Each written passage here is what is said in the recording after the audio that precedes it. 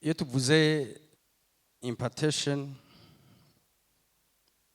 cyaje guhabwa ingabire ya mpwemu, ndagomba ndabahe gatonyi isobanuro kugira ngo nitwaba turiko turabikora utahura ivyo ari byo. Impartation isigura gusengerwa n'umukozi w'Imana canke undi muntu akaguha umugisha mu buryo bw'impwemu. Hariho imigisha mu buryo bw'impwemu Imana yaduhaye ikomeye cyane. Rero ikintu cyose Imana yaduhaye urashoboye kugiha uwundi muntu biciye mu buryo bwa impartation. N'umuhaye muri sense kimufasha. Ndashoboye guhamagara cyangwa umuntu ashoboye kunza ko atagira amahoro, yumva ata amahoro afise, hama tugafata umwanya wo gusengana nawe,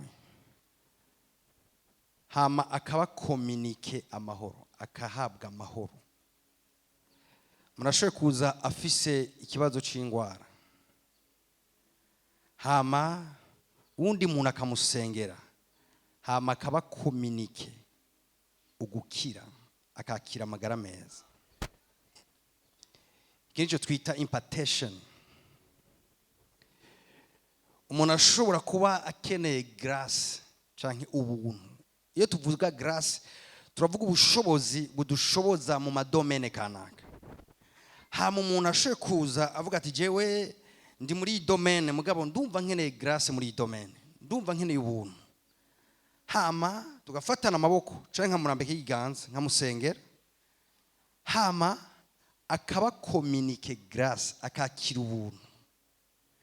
Hama yasubira inyuma akaja gukora vya bindi nyene yahora akora, muga akabona ko ariko abikorana iyindi touche, ubundi bwenge, ukoroherwa bitandukanye n'ivyo yahora bikorana bwa mbere. Habaye iki? Yakiriye ingabire ya mpwemu.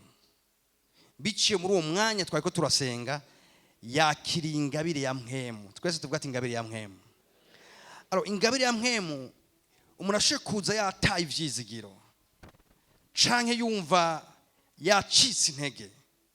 Nivyo Paulo yabwiye Abaroma, abwira ati numva shaka kwa ingabire ya mpwemu ibakomeze, ibaremeshe. Niryo jambo yakoresheje mu Kirundi ngo ingabire ya mpwemu ibaremeshe canke se ibakomeze. Alors umuntu ashoboye kuba ari goyi, umuntu ashoboye kuba ata nkomezi yumva, hama undi muntu akamusengera, hama agahaguruka aho hantu yumva afise inkomezi, yahawe ingabire ya mpwemu imushoboza rongora. Iyo tugiye umunsi umwe Yesu ahamagara abigishwa biwe, yagomba kubatuma gusenda abadayimoni, gukiza abagwaye n'ibindi. Mugabo abigishwa nta mpwemu yera bari bafise, ntibari bwuzure mpwemu yera. Yesu ntari bwapfe hama ngo aduge mu ijuru hama arungike ingabire ya mpwemu yera. Mugabo aca bakorera ikintu gitangaje. Acavuga ati naho ntaraba hamwemu, ntaraduga mu ijuru hama ngo ndungike ingabire nasezeranye, ati hari icyo nokora. Aca bakora icyo twita impartation. Yagize iki? Aca bahamagara bivuga ngo arabahumekerako, avuga ngo akira mpwemu yera. Uwo munsi ababwira ngo abahumekera ko ababwira ngo akira mpwemu yera, birivuga ngo baci bagenda mu gisagara bakiza abagwaye, birukana impwemu mbi, mu nyuma baragaruka banezerewe, bamuha amatemwanyaje. Kubera iki? Hariho uwundi muntu ari hejuru yabo afise ikintu yakibahaye, baci baragenda badatwaye iyabo grace, muga batwaye grace bahawe. Amen. Rero iri koraniro ni koraniro ryo kwakira ibintu nk'ivyo. Nabonye abantu bakenye bavyakiriye, muga abantu benshi bashobora kuvyakira bavuga amen. Iyi ni koraniro yo guhabwa amagrace n'amafavere, juste kugira ngo uyu mwaka ushobore kugendera mu gakiza. Paulo abwira Timoteyo, amubwira ngo ndakwibutsa ngo ufurure ingabire ya mpwemu iri muri wewe, waheshejwe no kurambikwa kw'ikiganza n'abakuru. ni gute iyo ngabire yisanze muri Timoteyo?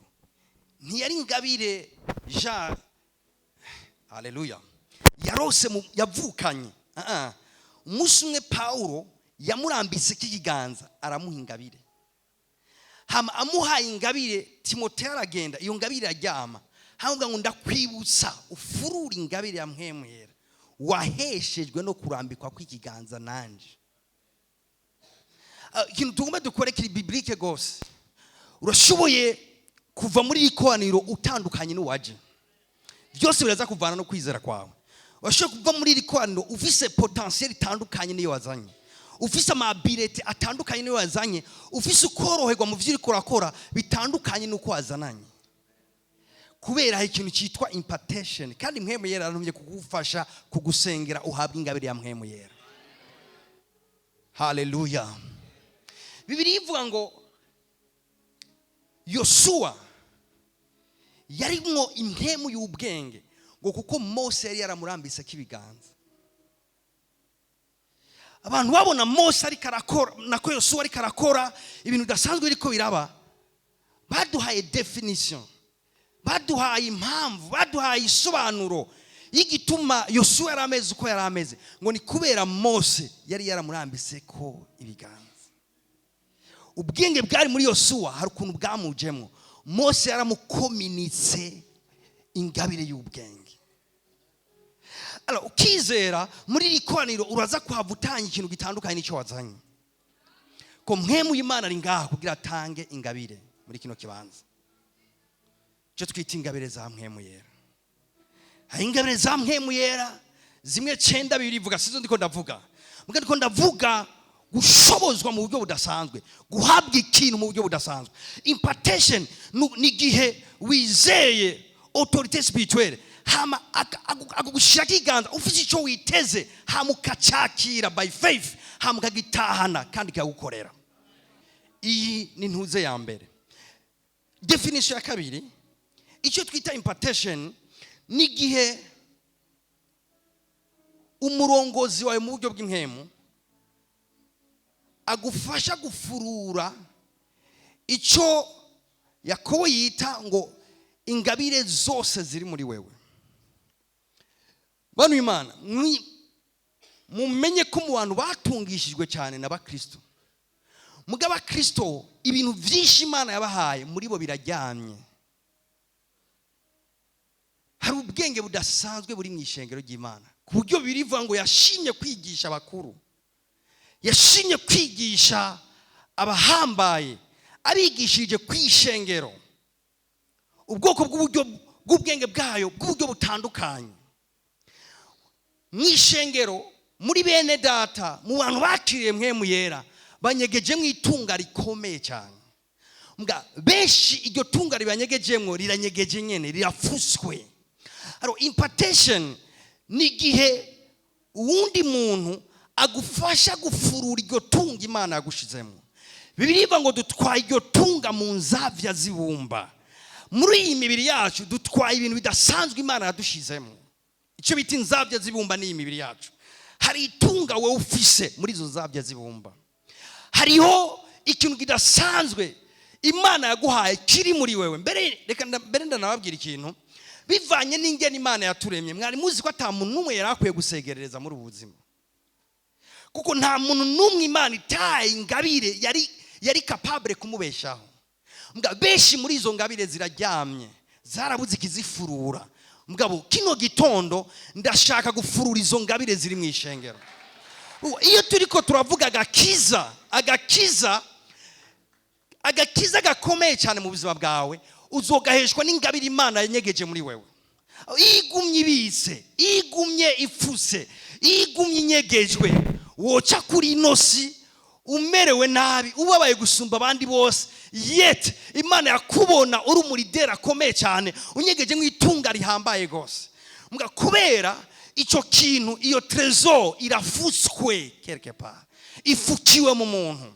Impartation ikindi kintu ikora nugufurura, nukunyegurura, nugusokorora izo ngabire ziri muri bene data zikaka. hari inyenyeri z'abantu zinyegejwe, hariho amabireta adasanzwe anyegejwe. Mugabo ikindi ko ndakubwira, impartation je guhabwa ingabire ya mpemu ikigufasha, iragufasha gufurura ivyo bintu biri muri wewe biryamye binyegeye. Undi mwanditsi akomeye cyane yitwa Miles Monroe yavuze ngo ubutunzi bukomeye cyane cyangwa abatunzi bahambaye, cyangwa reka nkoresha ijambo ubutunzi bukomeye cyane, yavuze ngo bunyegejwe mu kaburi. Kubera hajya hari amadestiny y'abantu akomeye cyane, hari ingabire z'abantu zihambaye baciye kuri inosi batigeze basokorora ngo bazihezagize isi. Rero kino gitondo kiri prophetique cyane kuri wewe. Urashaka kumisinga cyangwa ukakira icyo Imana yateguye no munsi bice muri isengesho tugiye kugira. Indani muri wewe hakavyuka, indani muri wewe hakavyuka. Haleluya. Hari abantu harabaje bari hano mugabasiriye, naje kugukangura. Impartation kimwe mu vyigamije nugukangura ivyumviro vyawe, nugukangura indani muri wewe, nukuvyura umuhamagaro wawe, nukuvyura iyereko Imana yashize muri wewe rikaka. Na utambwira amen, naje ndavyize n'umutima wanje wose ko hari abantu Imana igiye guhagurutsa kandi ubuzima bwanyu butazobandanye bumeze uko bwahora. Hari abantu bafise ingabire izi, rero izi ngabire z'Imana, izi ngabire zisanzwe. Hari abantu bafise potentiel idasanzwe muri bo, bafise ingabire zobeshejeho, zohezagiye isosiyete mu buryo budasanzwe. Mugabo hari ibintu vyazifuse biraryamye biri ngaho, biranyegeje biri ngaho. Kumbure vya birindiriye ikoraniro ry'uno munsi kugira bifukuruke, kugira bifukuruke. Nababwiye is a special Sunday. Nitwaje kwiga amajambo menshi, tugiye kumara umwanya munini turi imbere y'Imana dusenga gushika aho ubutunzi bunyegeje muri wewe busokoroka mu izina rya Yesu Kristo. Gushika amaso yawe imwe muyihweza ukabona ibyo wizigizwa no guhamagara kwayo, gushikaho ivyari umwijima imbere yawe bicika umuco. Mbega ivyo Imana irabishoboye? Nimba mwizera ko Imana ibishoboye musemerera amen nini. Wizera ko kino gitondo Imana igiye gufurura ingabire zose ziri muri wewe zake. Haleluya. Malekoria mantalabaya. Umusumwe umusiguzi ni Salomo, muramuzi mwese, yavuze ngo sinzigera no cita ati mugabo ikintu cya mbere nabonye gitangaje, ndarosa terme nziza, ati ikintu cya mbere nabonye gitangaje nukubona banyarucari bagendera ku ndogoba, abaganwa bakagenda n'amaguru baziherekeje. Naje gufasha abaganwa gusubira ku ndogoba zabo mu izina rya Yesu.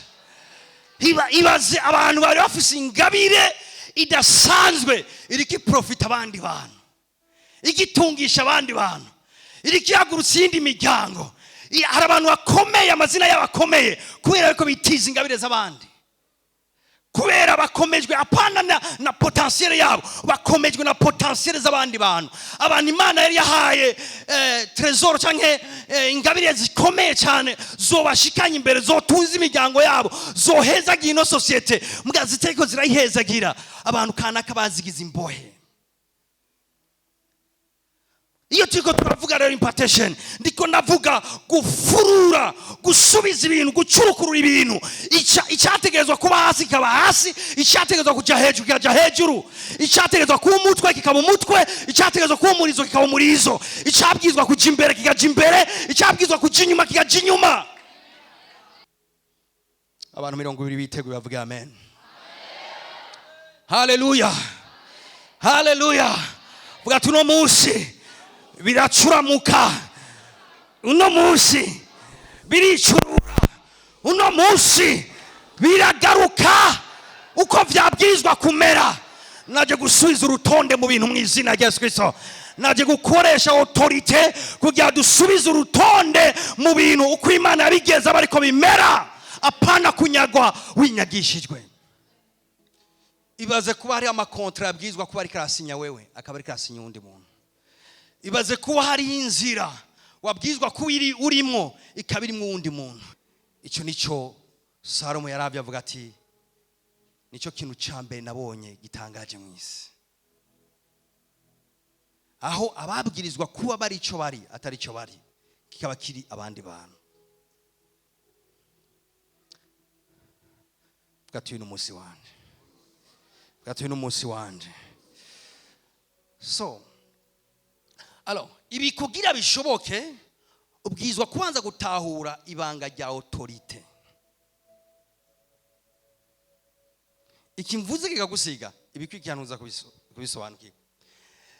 Ibi kugira bishoboke ifu kubanza gutahura agakiza na autorite ni ibintu bibiri bitandukanye.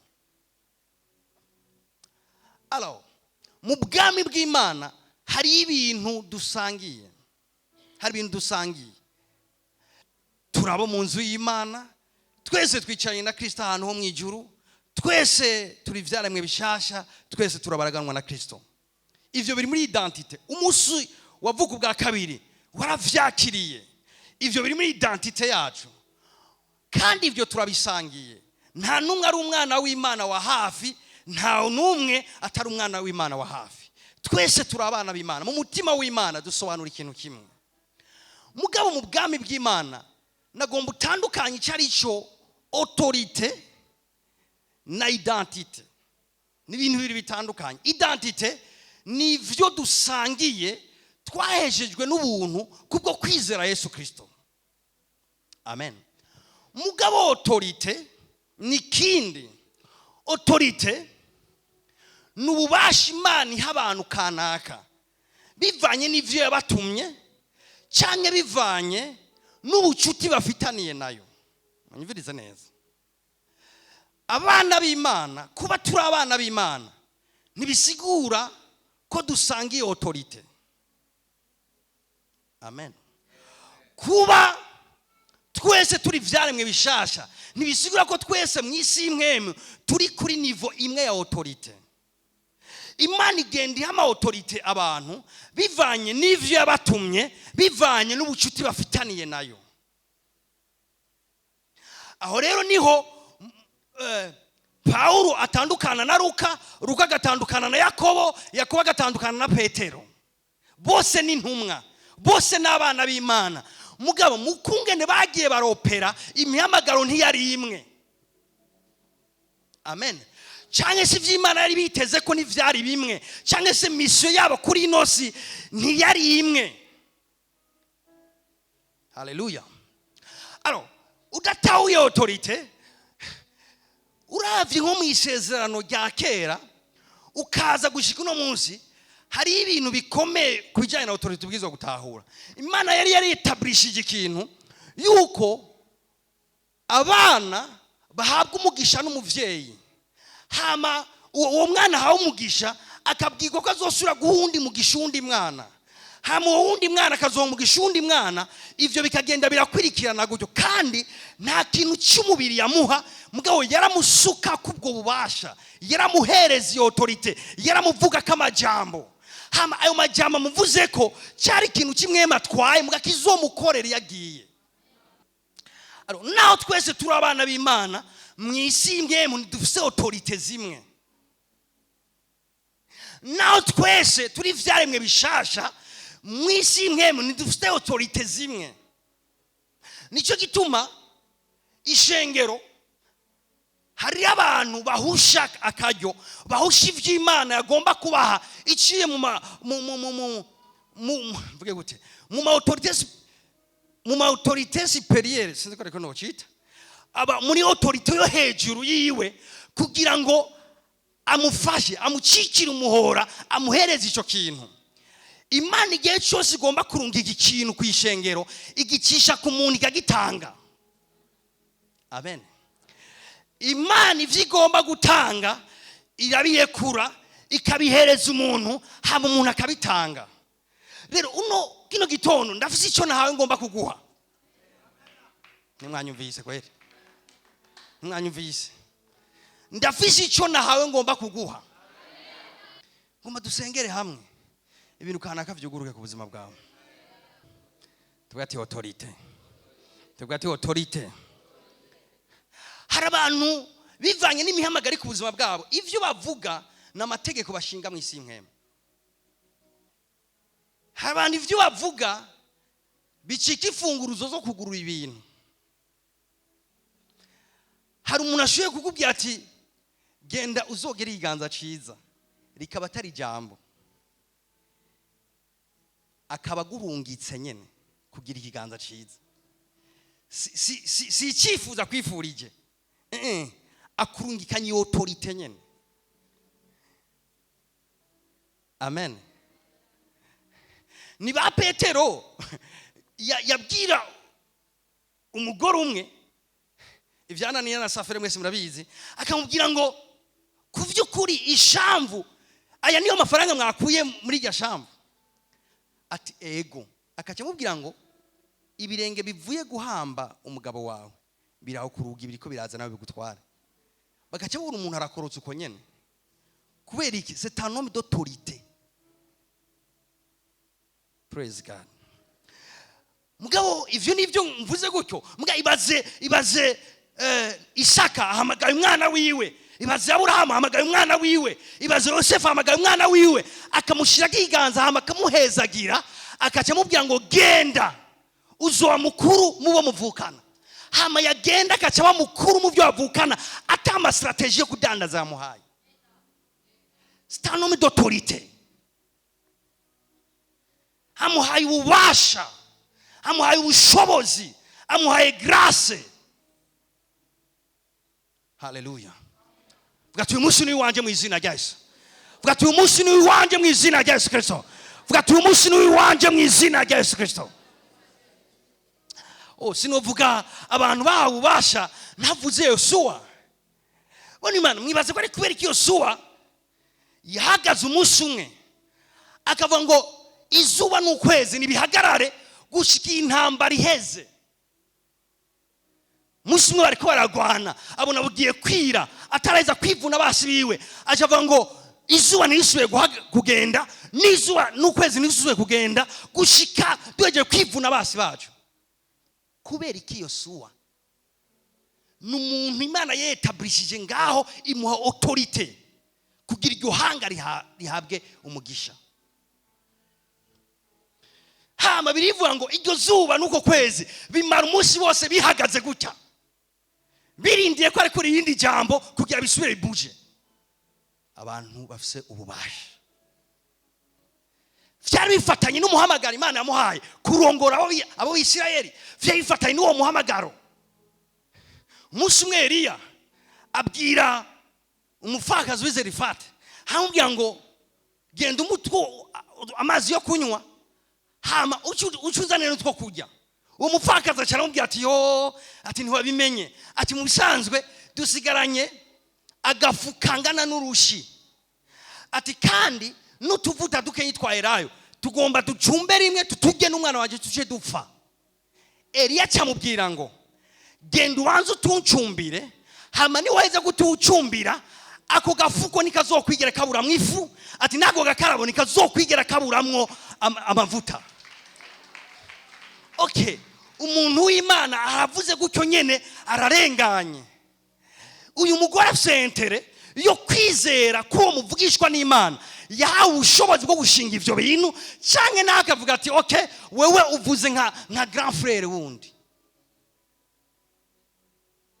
Mga uwo musi yavuga ivyo birivuga ngo ako gafuko nikigeze gasubira kuburamwo ifu, ati mbere nako gakarawo nikigeze gasubira kuburamwo amavuta.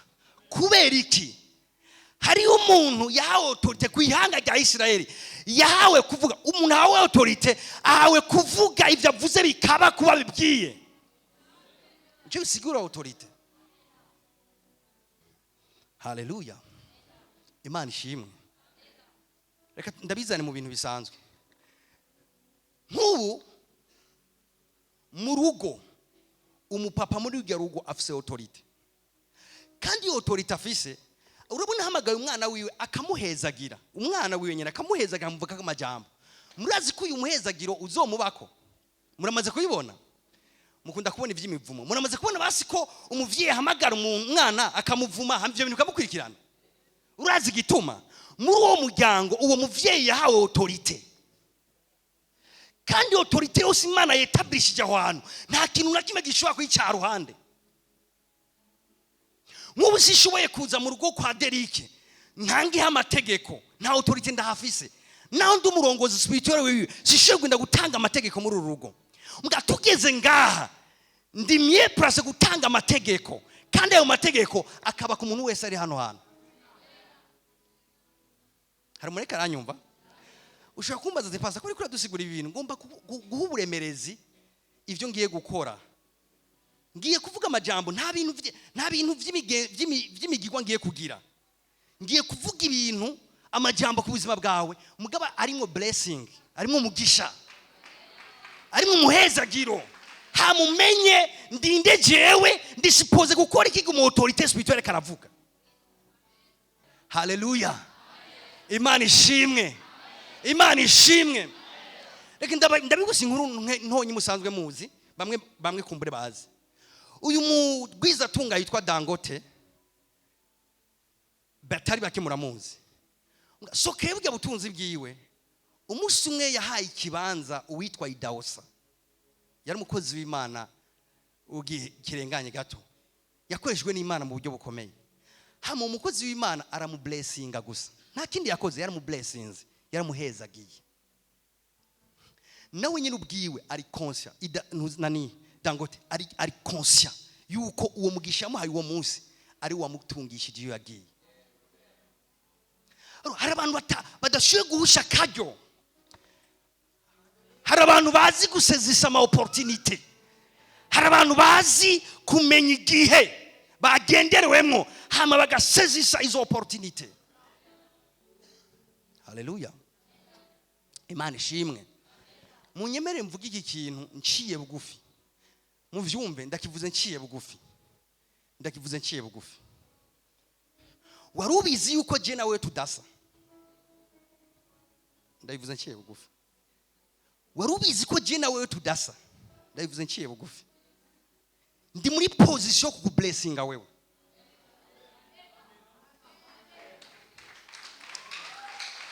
Muvyumve, sindi wa mupastor yifuza guhagara abantu ku mutwe. Mbwa ndi mupastor yifuza kwigisha ama principes spirituel abantu. Urabizi ko tudasa? Urabizi ko ikiganza cya cyuyu kigukozeko n'ikiganza cy'wanje kigukozeko ko ari ibiganza bibiri bitandukanye? Ndi umulidere spirituel wiwawe. Muvyo nashiriweho harimo kukuyobora spirituellement, harimo kukurongora mu buryo bw'impemu. Hari abana murasengera nkamusengera nkumva ko vyanse ivyo ndiko namusengera, hama nkaca mfata autorité, niko nkunda kubigira. Nshafata autorité ngavuga ati isi impemu yose irabizi ko uyu muntu ari genda mubazwa mu isi impemu, numumambre mu bana ndongoye. Nkaca mvuga ati kubwiyomvo nta mpemu nimwe yindi irekuriwe kumutwara ngo imunyage mu maboko kirese insumbije inkomezi. Hama naheza kudekara mu majambo ntatura kuri uwo muntu ugukira nkabona arabohotse. Kubera iki? Mwisi impemu yo ama autorité barazi ukurongora spirituel mu wariwe. Dushoboye kwicarana tugasangira, nga ifo kuba conscient ko noheza gusangira nawe hamugapfukama nka kublessinga. Hallelujah. Showe no kuguhezagiza ibintu nta nafise jewe, ndashoye kuguhezagira nkagusabira umugisha Imana ikaguhinzu atayongira, ikaguha imodoka atayongira, ikaguha akazi atakongira, kuko ndingabire yahawe abantu. Mubona hawe we urimo amavuta ndiko nayo kugufasha wewe. Ndabivuze nciye bugufi. Hallelujah. Sinshaka kuyoberwa ivy'imheme ingene bikora. Hari urambika ikiganza ku muntu ukabona ko ataco yiteguye kwakira, yabifashe cyo kimwe n'ibindi bintu byose. Urashoboye guhusha akaryo, urashoboye guhusha ibintu bikomeye gose. Nshoboye kuba umuntu dutera inkuru twicarana, mbwa nutakaze ko nawe autorité yo kuvuga ikintu ku buzima bwawe kandi kikaba yo kuguhezagira. shoboye kuba inshuti yawe, shoboye kuba iki cyangwa ikiriya kuri wewe, mugabo icyo ukimisinze ucibagiye uzohusha umugisha mwinshi.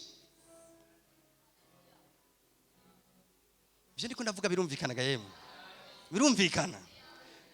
Muba muriko muratahura umutima ndiko ndabivugana, murawumva. Imana ibaheza gato. Uyu munsi ndakira koroherwa. Uno munsi ndakiriye koroherwa.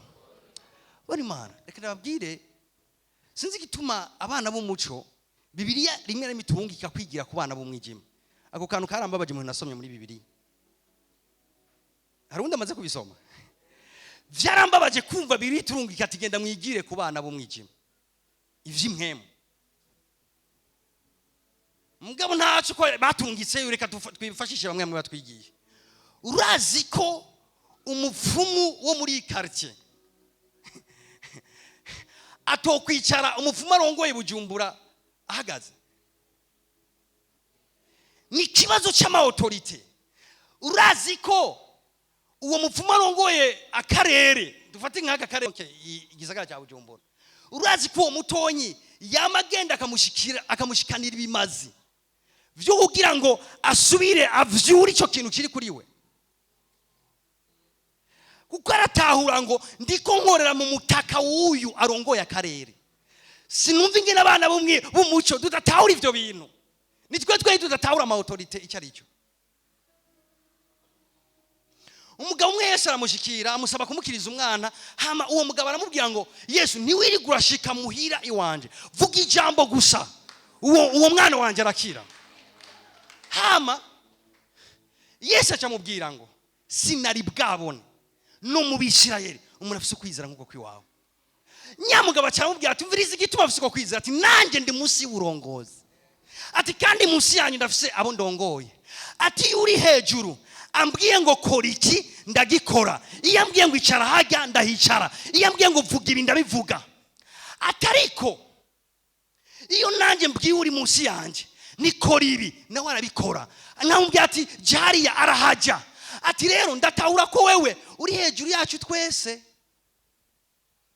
uri hejuru y'impemu zose, uri hejuru y'ubundi bubasha bwose. Ati rero nibikeneye ko uri gurashika muhira ahubwo vuga ijambo gusa, hama iryo jambo riraza kumukiza. Ariko yerekana iki? Ariko yerekana ububasha bufatanye n'ama autorité. Ariko yerekana ububasha. Bana Imana, amajambo ntasa. Amajambo ntasa. Nk'ubu dufate turi muri internet twese, hama umuencadreur twe twamwita imotsi, ngira mwebwe singe mwamwiza umuencadreur araje akubwira ati sohoka hanze ntugaruke muri kuru, ukaje usohoka. Hama usohose ukacurirayo na directeur akaje akubwira ati subira mu ishuri, urasubira ntusubirayo. Ni kibazo cy'ama autorité. Kandi ushiki wa mwankadere akakubaza ati kugarutse, ati directeur niwambwiye ngaruke. Afise ikintu kimwe cyo gukora, kukubwira ati akiri kibanza wige. Ijambo ryiwe ryaniwe n'igiunda musumvya autorité. Burya rero hari amajambo nje kwanira ku buzima bwawe, hari amajambo nje kwanira ku buzima bwawe, kuko nahawe autorité ku buzima bwiwawe. Iyo tuvuga impartation ubwizwa gutahura icyari cy'ububasha bw'ama autorité. Mu bwami bw'Imana ntari si harakajagari. Udatahura ingene bikora urashoye gutakaza ibintu byinshi cyane. Haleluya. Imana ishimwe cyane. Imana ishimwe cyane. Haleluya. Masomera umurongo umwe, ko nababwiye ko tutaza gusoma imirongo miremire canke myinshi. Somera 2 Corinthiens 5:20. Nico gituma turi ntumwa mu gishingo ca Kristo. Nico gituma turi ntumwa mu gishingo. Ndasubiramwo, aha ndi ntumwa mu gishingo c'undi muntu. Bisigura ndi ngando presenta uwundi muntu yitwa nde? Kristo. Intumwa mu gishingo, intumwa mu gishingo. Paulo niwe yava intumwa mu gishingo. umurepresenta intumwa mu gishingo c'uwundi cya Kristo. Sindi Kristo nga ndi intumwa mu gishingo,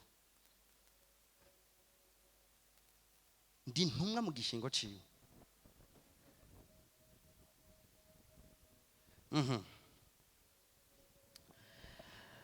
Nico gituma turi intumwa mu gishingo ca Kristo. Imana isa n'ibingingira muri twebwe. Imana isa n'ibingingira muri twebwe, yingingira abantu muri twebwe. Murumva icyo ari kintumwa? Hariho yo uwamutumye ashaka, mugabo ntiyashoboye kuza, yatumye uwundi. Hama mugo yatumye ntiyasigaye kuri trone, yajyanye nawe muri we kugira ngo yingingira abantu. Imana isa n'itwingingira, isa n'ibingingira muri twebwe, isa n'iyensisa ibabwira ivyigomba biciye muri twebwe. Yaciye ababwira ngo ndabinginga nimuherega ubuntu bw'Imana gupfa ubusa. It's a blessing guhabwa intumwa, Imana ikakwingingira muri yo kugira ngo umenye ubugombe bwayo. Mugabwe ngo ndabinginga nimuherega ubuntu bw'Imana gupfa ubusa. Hallelujah, hallelujah. Nariko ndabasigurira kugira dutangure gusenga ubudasa buri hagati ya identite dusangiye twese yo muri Kristo Yesu na autorite, ibintu bibiri bitandukanye. Mbe murazi muri iki gihugu cyonyene ko ari umuntu yovuga ngo kuwa mbere nta kazi kahari, ntimuze mutonde ku kazi, hama tukaba tuzi ko kuwa mbere atamuntu azotonda ku kazi. Bivana n'uwavuze n'ububasha afise mu gihugu. Hari umuntu yovuga ati ntimusi ejo nyagiye umuntu azova mu nzu, ubwo nyene akibivuga abapolisi abasirikare bakaje bagenda ku mazu yose baraba ko ata muntu avuye mu nzu. Kubera iki? Bivana n'uwavuze wari we na autorite afise. Mugabo reka rero Vincent haguruka avuga ati ejo nyagiye umuntu umwe muri mwebwe azoja ku kazi. Nuko mutwenze nawe naho ubivuga nta numwe yovyumvira. Reka je maguruke mvuge ngo ejo ndatangaje nyagira umuntu umwe azoja ku kazi. Ikibazo ca mbere uvuze urinde. Mu gihugu ijambo ryawe ringana gute? Wicaye ku ntebe yihe? Uri diki wewe? Umugabo umwe arahaguruka, abana ba Sikewa babwira amadayimoni ngo muvemwo. Amadayimoni arabwira ati sawa kubivuga nibisanzwe, nga we urinde wo bivuze. Urinde ko mwisi imwe mututakubona. Position kipanihe ubivuze nkande ko Paulo tumuzi na autorite yiwe tuyizi, Yesu tukaba tumuzi na autorite yiwe tuyizi. We urinde. Ibintu nibupfa kumvira, vyumvira autorite. Ibintu nibipfa gukora uko nyene, bikora kubera wabibwiye gukora ukuntu kanaka. No mwisi mpemu hari gihe tuvuga ijwi ryawe rikumvikana nka nyumba 10. Bivana nico watumwe, bikavana n'ubucuti ufitane n'umwami. Hari gihe tuvuga ijwi ryawe rikumvikana nka dozone. Hari gihe tuvuga ijwi ryawe rikigira impact ahantu hangana na province. Mugabo hari n'ayandi ma autorite avuga, hanyuma isi mpemu ikavibra. Isi mpemu ikavibra. Bivana na autorite.